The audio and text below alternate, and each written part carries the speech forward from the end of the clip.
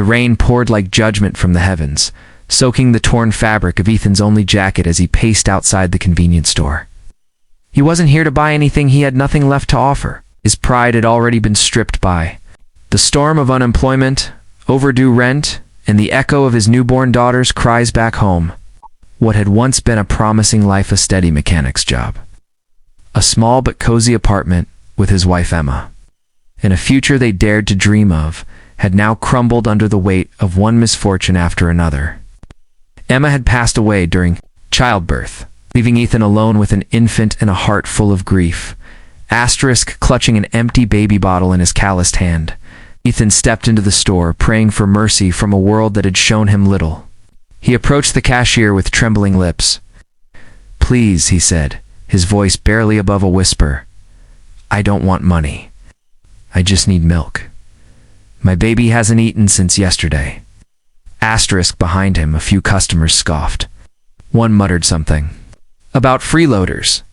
Ethan's face burned with shame. The cashier, a young man with earbuds in and eyes glued to his phone, barely looked up. "We're not a shelter.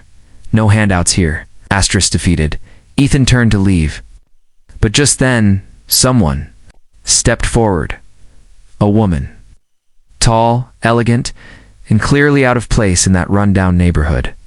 She had been standing in the corner aisle, unnoticed, in a long beige coat and silk scarf. "Give him the milk," she said quietly, but firmly, pulling out her card and sliding it across the counter. "Actually, give him diapers too. And some formula. Whatever he needs." Ethan stared at her in disbelief, unsure whether to thank her or run from the humiliation. The woman turned to him, her eyes kind but steady. "Come with me," she said. "You can't carry all this on foot in this weather. I'll drop you home."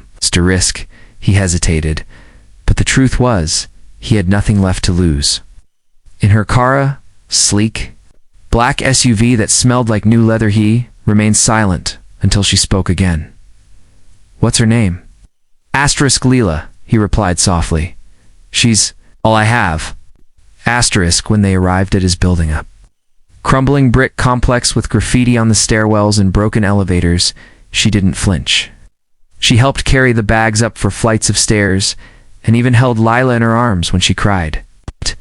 Had a grace about her, the way she spoke to the baby, the calmness in her voice. Ethan noticed her diamond ring, but dared not ask. After setting everything down, she looked around the apartment, bare, quiet, empty of warmth. "Do you have help?" she asked gently. "No one," Ethan said. "Her mother passed." "I do what?" "I can..." She gave him a long, searching look. Then, without explanation, she handed him her card. "My name is Eleanor Hayes. Call me if you ever need anything." And just like that, she was gone. Ethan stared at the name on the card. Didn't mean much to him until days later, when someone at the shelter he visited for baby clothes saw the name and gasped. "You met Eleanor Hayes? She's the woman who owns half the Hayes Foundation, the tech empire. She's worth hundreds of millions." Ethan laughed. No, that must be a mistake. She was just helping." But it wasn't a mistake.